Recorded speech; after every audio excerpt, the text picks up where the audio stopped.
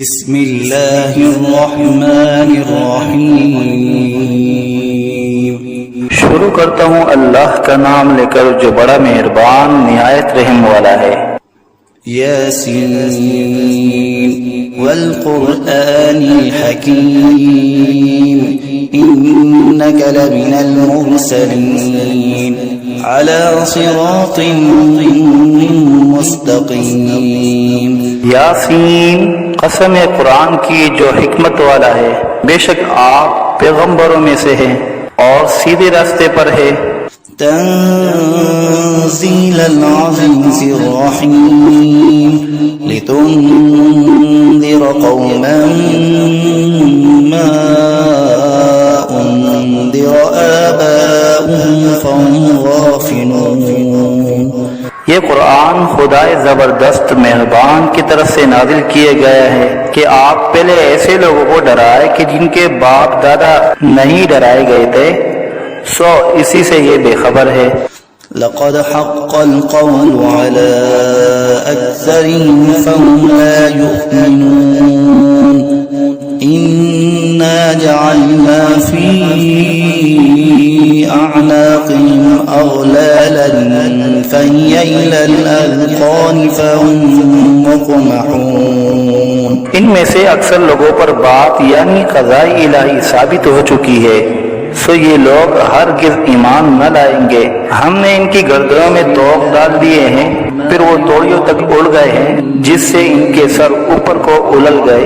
وجعلنا من بين أيديهم سدا ومن خلفهم سدا فأغشيناهم فهم لا يبصرون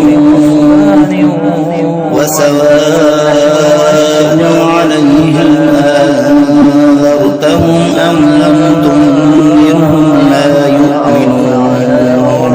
اور ہم نے ایک آڑ ان کے سامنے کر دی اور ایک آڑ ان کے پیچھے کر دی، جس سے ہم نے ہر طرف سے ان کو پردوں سے گھیر دیا، سو وہ نہیں دیکھ سکتے۔ اور ان کے حق میں آپ کا ڈرانا یا نہ ڈرانا دونوں برابر ہے، یہ ایمان نہ لائیں گے۔ انما تنذر من اتبع الذکر وخشی الرحمن بالغیب فبشره بمغفرة وأجر کریم۔ بس آپ تو صرف ایسے شخص کو ڈرا سکتے ہیں جو نصیحت پر چلے اور خدا سے بے دیگے ڈرے، سو آپ اس کو مغفرت اور عمدہ عوض کی خوشخبری سنا دیجئے۔ إنا نحن نحيي الموتى ونكتب ما قدموا وآثارهم وكل شيء أحصيناه في إمام مبين۔ بے شک ہم مردوں کو زندہ کریں گے اور ہم لکھتے چلے جاتے ہیں وہ اعمال بھی جن کو لوگ آگے بھیجے جاتے ہیں اور ان کے وہ اعمال بھی جن کو پیچھے چھوڑ جاتے ہیں، اور ہم نے ہر چیز کو ایک واضح کتاب میں ضبط کر دیا ہے۔ واضرب لهم مثلا أصحاب القرية إذ جاءها المرسلون إذ أرسلنا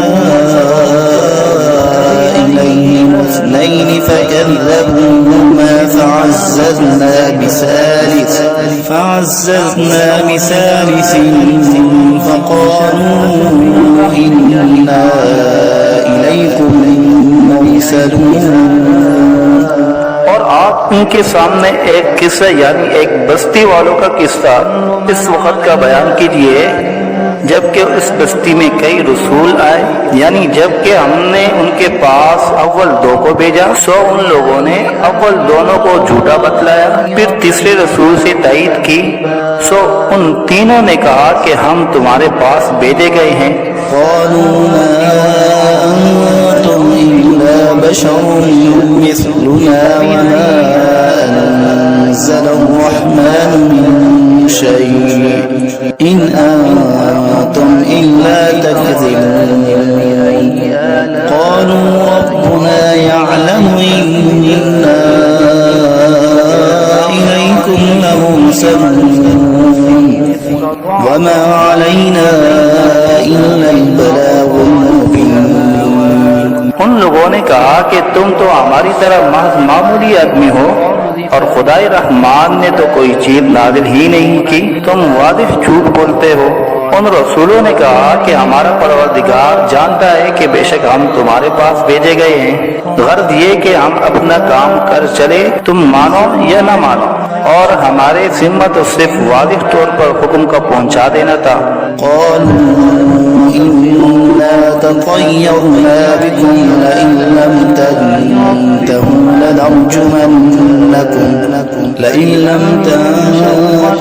لنرجمنكم وليمسنكم منا عذاب أليم قالوا طائركم معكم أئن ذكرتم بل أنتم قوم مسرفون۔ وہ لوگ کہنے لگے کہ ہم تو تم کو منحوس سمجھتے ہیں، اگر تم باپ نہ آئے تو ہم پتھروں سے تمہارا کام کر دیں گے اور تم کو ہماری طرف سے سخت تکلیف پہنچے گی۔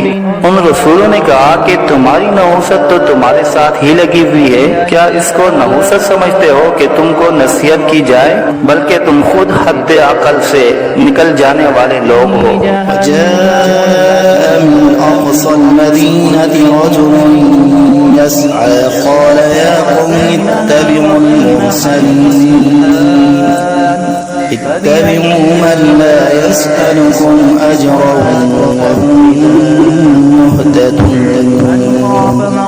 اور ایک شخص مسلمان اس شہر کے کسی دور مقام سے دوڑتا ہوا آیا اور کہنے لگا کہ اے میری قوم، ان رسولوں کی راہ پر چلو، ضرور ایسے لوگوں کی راہ پر چلو جو تم سے کوئی معاوضہ نہیں مانگتے اور وہ خود راہ راست پر بھی ہیں۔ فما لي لا أعبد الذي فطرني وإليه ترجعون أأتخذ من دونه آلهة إن يردني الرحمن بضر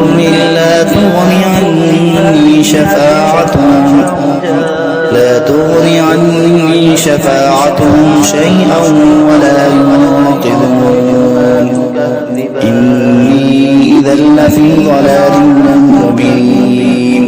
اور میرے پاس کون سا عذر ہے کہ میں اس معبود کی عبادت نہ کروں جس نے مجھے پیدا کیا ہے اور تم سب کو اسی کے پاس لوٹ کر جانا ہے؟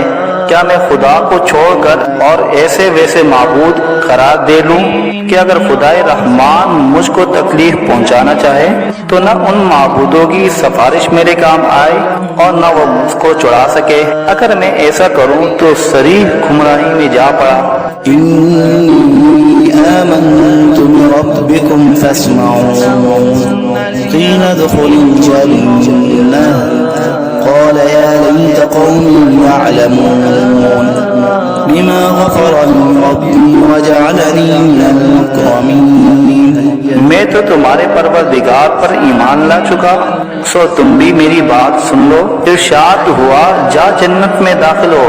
کہنے لگا کہ کاش میری قوم کو یہ بات معلوم ہو جاتی کہ میرے پروردگار نے مجھ کو بخش دیا اور مجھ کو عزت داروں میں شامل کیا۔ وما أنزلنا على قومه من بعده من جند من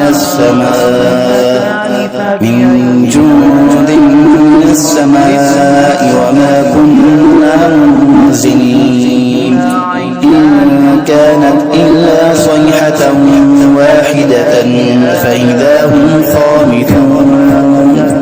اور ہم نے اس شہید کی قوم پر اس کے بعد کوئی لشکر فرشتوں کا آسمان سے نہیں اتارا اور نہ ہم کو اتارنے کی ضرورت تھی، وہ سزا بس ایک سخت آواز تھی اور وہ سب اسی دم اس سے بجھ کر یعنی مر کر رہ گئے۔ يا حسرة على العباد لا يأتيهم من رسول إلا كانوا به يستهزئون۔ افسوس ایسے بندوں کے حال پر، کبھی ان کے پاس کوئی رسول نہیں آیا جس کی انہوں نے ہنسی نہ اڑائی ہو۔ ألم يروا كم أهلكنا قبلهم من القرون أنهم إليهم لا يرجعون وإن كل لما جميع لدينا محضرون لوگوں نے اس پر نظر نہیں کی کہ ہم ان سے پہلے بہت سی امتیں ہلاک کر چکے ہیں کہ وہ پھر ان کی طرف دنیا میں لوٹ کر نہیں آتے، اور ان میں سے کوئی ایسا نہیں جو ہمارے روبرو حاضر نہ کیا جائے۔ وآية لهم الأرض الميتة أحييناها وأخرجنا منها حبا فمنه يأكلون وجعلنا فيها جنات من نخيل وأعناب وفجرنا فيها من العيون ليأكلوا من ثمره وما عملته أيديهم أفلا يشكرون۔ اور ایک نشانی ان لوگوں کے لیے مردہ زمین میں ہے، ہم نے اس کو بارش سے زندہ کیا ہے، اور ہم نے اس سے غلے نکالے سو ان میں سے لوگ کھاتے ہیں، اور نیز ہم نے اس میں کھجوروں اور انگوروں کے باغ لگائے، اور نیز اس میں چشمے جاری کیے تاکہ لوگ باغ کے پھلوں سے کھائے، اور اس پھل اور غلے کو ان کے ہاتھوں نے نہیں بنایا سو کیا شکر نہیں کرتے۔ سبحان الذي خلق الأزواج كلها مما تنبت الأرض ومن أنفسهم ومما لا يعلمون۔ وہ پاک ذات ہے جس نے تمام مقابل قسموں کو پیدا کیا، نباتات زمین کی قبیل سے بھی اور خود ان انسانوں میں سے بھی اور ان چیزوں میں سے بھی جن کو عام لوگ نہیں جانتے۔ وآية لهم الليل نسلخ منه النهار فإذا هم مظلمون والشمس تجري لمستقر لها ذلك تقدير العزيز العليم والقمر قدرناه منازل حتى عاد كالعرجون القديم۔ اور ایک نشانی ان لوگوں کے لیے رات ہے کہ ہم اس رات پر سے دن کو اتار لیتے ہیں سو یکایک وہ لوگ اندھیرے میں رہ جاتے ہیں، اور ایک نشانی آفتاب ہے کہ وہ اپنے ٹھکانے کی طرف چلتا رہتا ہے۔ یہ اندازہ بندہ ہوا ہے اس خدا کا جو زبردست علم والا ہے، اور چاند کے لیے منزل مقرر کی یہاں تک کہ ایسا رہ جاتا ہے جیسے کھجور کی پرانی ٹہنی۔ الشمس ينبغي لها أن تدرك القمر ولا الليل سابق النهار وكل في فلك يسبحون۔ نہ آفتاب کی مجال ہے کہ چاند کو جا پکڑے، اور نہ رات دن سے پہلے آ سکتی ہے، اور دونوں ایک دائرے میں تیر رہے ہیں۔ وآية لهم أنا حملنا ذريتهم في الفلك المشحون وخلقنا لهم من مثله ما يركبون وإن نشأ نغرقهم فلا صريخ لهم ولا هم ينقذون۔ اور ایک نشانی ان کے لیے یہ ہے کہ ہم نے ان کی اولاد کو بری ہوئی کشتی میں سوار کیا، اور ہم نے ان کے لیے کشتی ہی جیسی ایسی چیزیں پیدا کی جن پر یہ لوگ سوار ہوتے ہیں، اگر ہم چاہے تو ان کو غرق کر دیں، پھر نہ تو کوئی ان کا فریاد رس ہو اور نہ یہ خلاصی دیے جائے۔ إلا رحمة منا ومتاعا إلى حين وإذا قيل لهم اتقوا ما بين أيديكم وما خلفكم لعلكم ترحمون وما تأتيهم من آية من آيات ربهم إلا كانوا عنها معرضين وإذا قيل لهم أنفقوا مما رزقكم الله قال الذين كفروا للذين آمنوا أنطعم من لو يشاء الله أطعمه إن أنتم إلا في ضلال مبين۔ مگر یہ ہماری ہی مہربانی ہے، اور ان کو ایک وقت معین تک فائدہ دینا منظور ہے۔ اور جب ان لوگوں سے کہا جاتا ہے کہ تم لوگ اس عذاب سے ڈرو جو تمہارے سامنے ہے اور جو تمہارے مرے پیچھے ہے تاکہ تم پر رحمت کی جائے، تو وہ اصلاً پرواہ نہیں کرتے، اور ان کے رب کی آیتوں میں سے کوئی آیت بھی ان کے پاس ایسی نہیں کہ جس سے وہ اعراض نہ کرتے ہو۔ اور جب ان سے کہا جاتا ہے کہ اللہ نے جو کچھ تم کو دیا ہے اس میں سے خرچ کرو، تو یہ کفار ان مسلمانوں سے یوں کہتے ہیں کہ ہم ایسے لوگوں کو کھانے کو دیں جن کو اگر خدا چاہے تو بہتر کچھ کھانے کو دے دے، تم صریح غلطی میں پڑے ہو۔ ويقولون متى هذا الوعد إن كنتم صادقين ما ينظرون إلا صيحة واحدة تأخذهم وهم يخصمون فلا يستطيعون توصية ولا إلى أهلهم يرجعون. اور یہ لوگ بطور انکار کہتے ہیں کہ یہ وعدہ کب ہوگا اگر تم سچے ہو. یہ لوگ بس ایک سخت آواز کے منتظر ہیں جو ان کو پکڑ لے گی اور وہ سب باہم جگڑ رہے ہوں گے. سو نہ تو وصیت کرنے کی فرصت ہوگی اور نہ اپنے گھر والوں کے پاس لوٹ کر جا سکیں گے. ونفخ في الصور فإذا هم من الأجداث إلى ربهم ينسلون قالوا يا ويلنا من بعثنا من مرقدنا هذا ما وعد الرحمن وصدق المرسلون إن كانت إلا صيحة واحدة فإذا هم جميع لدينا محضرون. اور پھر دوبارہ سور پھونکا جائے گا سو وہ سب یکا یک قبروں سے نکل کر اپنے رب کی طرف جلدی جلدی چلنے لگیں گے. کہیں گے ہائے ہماری کم بختی، ہم کو قبروں سے کس نے اٹھا دیا. یہ وہی قیامت ہے جس کا ہم سب سے رحمان نے وعدہ کیا تھا اور پیغمبر سچ کہتے تھے. بس وہ ایک زور کی آواز ہوگی جس سے یکایک سب جمع ہو کر ہمارے پاس حاضر کر دیے جائیں گے. فاليوم لا تظلم نفس شيئا ولا تجزون إلا ما كنتم تعملون إن أصحاب الجنة اليوم في شغل فاكهون هم وأزواجهم في ظلال على الأرائك متكئون لهم فيها فاكهة ولهم ما يدعون سلام قولا من رب رحيم. پھر اس دن کسی شخص پر ذرا ظلم نہ ہوگا اور تم کو بس انہی کاموں کا بدلہ ملے گا جو تم کیا کرتے تھے. اہل جنت بے شک اس دن اپنے مشغلوں میں خوش دل ہوں گے. وہ اور ان کی بیویاں سایوں میں تختوں پر تکیہ لگائے بیٹھے ہوں گے. ان کے لیے وہاں ہر طرح کے میوے ہوں گے اور جو کچھ مانگیں گے ان کو ملے گا. ان کو پروردگار کی طرف سے سلام فرمایا جائے گا. وامتازوا اليوم أيها المجرمون ألم أعهد إليكم يا بني آدم ألا تعبدوا الشيطان إنه لكم عدو مبين وأن اعبدوني هذا صراط مستقيم. اور اے مجرموں آج اہل ایمان سے الگ ہو جاؤ. اے اولاد آدم کیا میں نے تم کو تاکید نہیں کر دی تھی کہ تم شیطان کی عبادت نہ کرنا؟ وہ تمہارا صریح دشمن ہے اور یہ کہ میری ہی عبادت کرنا یہی سیدھا راستہ ہے.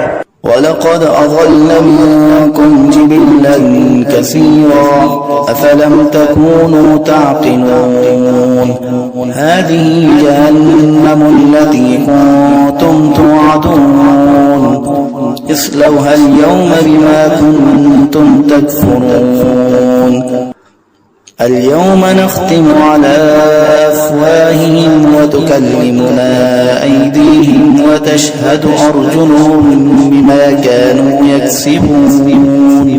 اور وہ شیطان تم میں ایک کثیر مخلوق کو گمراہ کر چکا ہے. سو کیا تم نہیں سمجھتے تھے؟ یہ جہنم ہے جس کا تم سے وعدہ کیا جایا کرتا تھا. آج اپنے کفر کے بدلے میں اس میں داخل ہو. آج ہم ان کے منہ پر مہر لگا دیں گے اور ان کے ہاتھ سے کلام کریں گے اور ان کے پاؤں شہادت دیں گے جو کچھ یہ لوگ کیا کرتے تھے.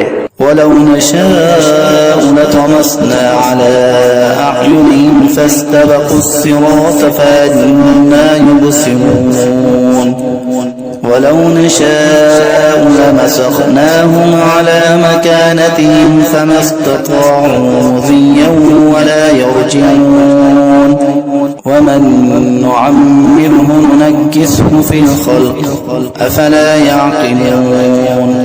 اور اگر ہم چاہتے تو دنیا ہی میں ان کی آنکھوں کو ملیا میٹ کر دیتے، پھر یہ راستے کی طرف دوڑتے پھرتے سو ان کو کہاں نظر آتا، اور اگر ہم چاہتے تو ان کی صورتیں بدل ڈالتے اس حالت سے کہ یہ جہاں ہے وہیں رہ جاتے، جس سے یہ لوگ نہ آگے چل سکتے اور نہ پیچھے کو لوٹ سکتے، اور ہم جس کی زیادہ عمر کر دیتے ہیں تو اس کو طبی حالت میں الٹا کر دیتے ہیں، سو کیا وہ لوگ نہیں سمجھتے؟ وما علمناه الشعر وما ينبغي له إن هو إلا ذكر وقرآن مبين لينذر من كان حيا ويحق القول على الكافرين۔ اور ہم نے آپ کو شاعری کا علم نہیں دیا، اور وہ آپ کے شاعر شان ہی نہیں، وہ تو محض نصیحت کا مضمون اور ایک آسمانی کتاب ہے جو احکام کی ظاہر کرنے والی ہے، تاکہ ایسے شخص کو ڈرائے جو زندہ ہو، اور تاکہ کافروں پر عذاب کی حجت ثابت ہو جائے۔ أولم يروا أنا خلقنا لهم مما عملت أيدينا أنعاما فهم لا مالكون وذللناها لهم فمنها ركوبهم ومنها يأكلون ولهم فيها منافع ومشارب أفلا يشكرون۔ کیا ان لوگوں نے اس پر نظر نہیں کی کہ ہم نے ان کے نفع کے لیے اپنے ہاتھ کی سخت چیزوں میں سے مویشی پیدا کیے، پھر یہ لوگ ان کے مالک بن رہے ہیں، اور ہم نے ان مویشی کو ان کا تابع بنا دیا، سو ان میں بعض تو ان کی سواریاں ہیں اور بعض کو وہ کھاتے ہیں، اور ان میں ان لوگوں کے لیے اور بھی نفع ہے اور پینے کی چیزیں بھی ہے، یعنی دودھ، سو کیا یہ لوگ شکر نہیں کرتے؟ واتخذوا من دون الله آلهة لعلهم ينصرون لا يستطيعون نصرهم وهم لهم جند محضرون فلا يحزنك قولهم إنا نعلم ما يسرون وما يعلنون۔ اور انہوں نے خدا کے سوا اور معبود قرار دیے رکھے ہیں اس امید پر کہ ان کو مدد ملے، لیکن وہ ان کی کچھ مدد کر ہی نہیں سکتے، اور وہ ان لوگوں کے حق میں ایک فریق مخالف ہو جائیں گے جو حاضر کیے جائیں گے۔ تو ان لوگوں کی باتیں آپ کے لیے غم کا باعث نہیں ہونا چاہیے، بے شک ہم سب جانتے ہیں جو کچھ یہ دل میں رکھتے ہیں اور جو کچھ ظاہر کرتے ہیں۔ أولم ير الإنسان أنا خلقناه من نطفة فإذا هو خصيم مبين وضرب لنا مثلا ونسي خلقه قال من يحيي العظام أعوذ بالله من الشيطان الرجيم بسم الله الرحمن الرحيم ألف لام ميم غلبت الروم في أدنى الأرض وهم من بعد غلبهم سيغلبون في بضع سنين لله الأمر من قبل ومن بعد ويومئذ يفرح المؤمنون بنصر الله ينصر من يشاء وهو العزيز الرحيم وعد الله لا يخلف الله وعده ولكن أكثر الناس لا يعلمون ظاهرا من الحياة الدنيا وهم عن الآخرة هم غافلون أولم يتفكروا في أنفسهم ما خلق الله السماوات والأرض وما بينهما إلا بالحق وأجل مسمى مسمى وإن كثيرا من الناس بلقاء ربهم لكافرون أولم يسيروا في الأرض فينظروا كيف كان عاقبة الذين من قبلهم كانوا أشد منهم قوة وأثاروا الأرض وعمروها أكثر مما عمروها وجاءتهم رسلهم بالبينات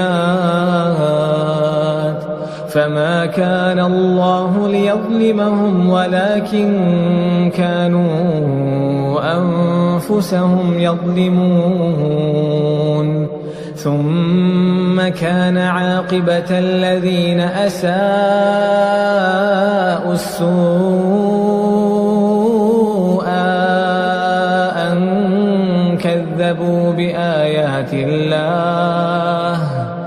أن كذبوا بآيات الله وكانوا بها يستهزئون الله يبدأ الخلق ثم يعيده ثم إليه ترجعون ويوم تقوم الساعة يبلس المجرمون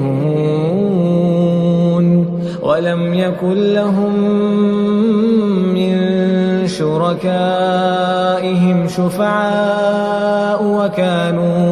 وكانوا بشركائهم كافرين ويوم تقوم الساعة يومئذ يتفرقون فأما الذين آمنوا وعملوا الصالحات فهم في روضة يحبرون وأما الذين كفروا وكذبوا بآياتنا ولقاء الآخرة فأولئك في العذاب محضرون فسبحان الله حين تمسون وحين تصبحون وله الحمد في السماوات والأرض وعشيا وحين تظهرون يخرج الحي من الميت ويخرج الميت من الحي ويحيي الأرض بعد موتها وكذلك تخرجون ومن آياته أن خلقكم من تراب ثم إذا أنتم بشر تنتشرون ومن آياته أن خلق لكم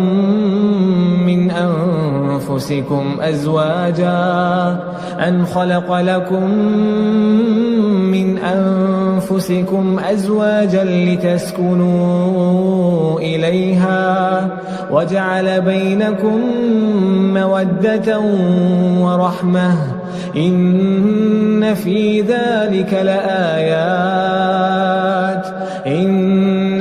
ذلك لآيات لقوم يتفكرون ومن آياته خلق السماوات والأرض واختلاف ألسنتكم وألوانكم ومن آياته خلق السماوات والأرض واختلاف ألسنتكم وألوانكم إن في ذلك لآيات للعالمين ومن آياته منامكم بالليل والنهار وابتغاؤكم من فضله إن في ذلك لآيات لقوم يسمعون ومن آياته يريكم البرق خوفا وطمعا وينزل من السماء ماء فيحيي به الأرض بعد موتها إن في ذلك لآيات لقوم يعقلون ومن آياته أن تقوم السماء والأرض بأمره ثم إذا دعاكم دعوة من الأرض إذا أنتم تخرجون وله من في السماوات والأرض كل له قانتون وهو الذي يبدأ الخلق ثم يعيده وهو أهون عليه وله المثل الأعلى في السماوات والأرض وهو العزيز الحكيم ضرب لكم مثلا من أنفسكم هل لكم مما ملكت أيمانكم من شركاء فيما رزقناكم فأنتم فيه سواء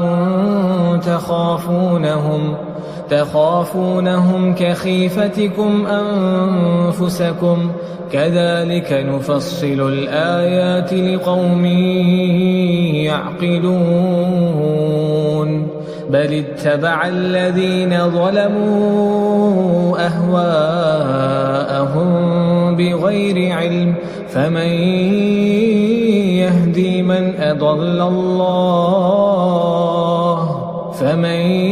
يهدي من أضل الله وما لهم من ناصرين فأقم وجهك للدين حنيفا فطرة الله التي فطر الناس عليها لا تبديل لخلق الله ذلك الدين القيم ولكن أكثر الناس لا يعلمون منيبين إليه واتقوه وأقيموا الصلاة ولا تكونوا من المشركين من الذين فرقوا دينهم وكانوا شيعا كل حزب بما لديهم فرحون وإذا مس الناس ضر دعوا ربهم منيبين إليه ثم إذا أذاقهم منه رحمة إذا فريق منهم بربهم يشركون ليكفروا بما آتيناهم فتمتعوا فسوف تعلمون أم أنزلنا عليهم سلطانا فهو يتكلم بما كانوا به يشركون وإذا أذقنا الناس رحمة فرحوا بها وإن تصبهم سيئة بما قدمت أيديهم إذا هم يقنطون أولم يروا أن الله يبسط الرزق لمن يشاء ويقدر إن في ذلك لآيات لقوم يؤمنون فآت ذا القربى حقه والمسكين وابن السبيل ذلك خير للذين يريدون وجه الله وأولئك هم المفلحون وما آتيتم من ربا ليربو في أموال الناس فلا يربو عند الله وما آتيتم من زكاة تريدون وجه الله فأولئك هم المضعفون. الله الذي خلقكم ثم رزقكم ثم يميتكم ثم يحييكم هل من شركائكم من يفعل من ذلكم من شيء سبحانه وتعالى عما يشركون. سبحانه وتعالى عما يشركون. ظهر الفساد في البر والبحر بما كسبت أيدي الناس. ظهر الفساد في البر والبحر بما كسبت أيدي الناس ليذيقهم بعض الذي عملوا لعلهم يرجعون. قل سيروا في الأرض فانظروا كيف كان عاقبة الذين من قبل كان أكثرهم مشركين. فأقم وجهك للدين القيم من قبل أن يأتي يوم لا مرد له من الله يومئذ يصدعون. من كفر فعليه كفره ومن عمل صالحا فلأنفسهم يمهدون. ليجزي الذين آمنوا وعملوا الصالحات من فضله إنه لا يحب الكافرين. ومن آياته أن يرسل الرياح مبشرات وليذيقكم من رحمته ولتجري الفلك بأمره ولتبتغوا من فضله ولعلكم تشكرون. ولقد أرسلنا من قبلك رسلا إلى قومهم فجاءوهم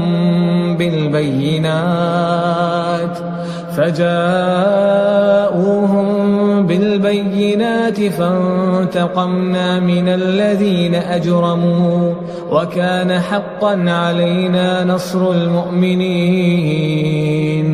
الله الذي يرسل الرياح فتثير سحابا فيبسطه في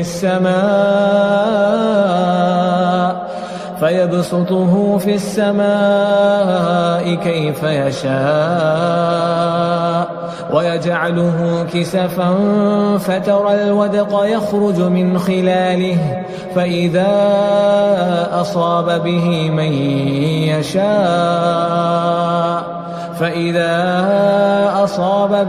من يشاء من عباده إذا هم يستبشرون.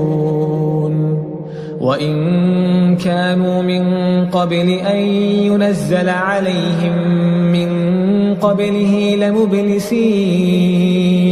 فانظر إلى آثار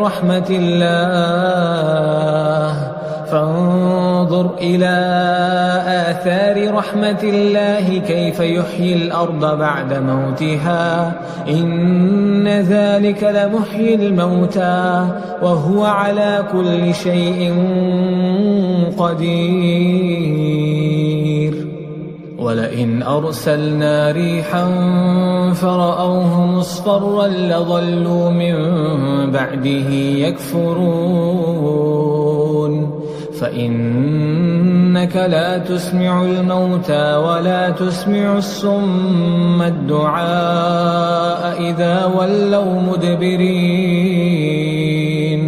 وما أنت بهاد العمي عن ضلالتهم إن تسمع إلا من يؤمن بآياتنا فهم مسلمون.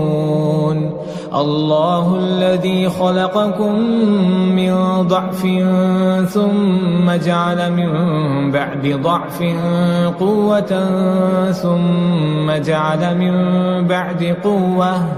ثم جعل من بعد قوة ضعفا وشيبة يخلق ما يشاء وهو العليم القدير ويوم تقوم الساعة يقسم المجرمون ما لبثوا غير ساعة كذلك كانوا يؤفكون وقال الذين أوتوا العلم والإيمان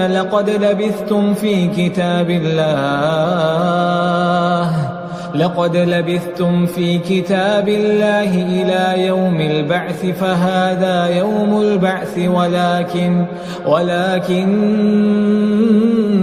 كنتم لا تعلمون فيومئذ لا ينفع الذين ظلموا معذرتهم ولا هم يستعتبون ولقد ضربنا للناس في هذا القرآن من كل مثل ولئن جئتهم بآية ليقولن الذين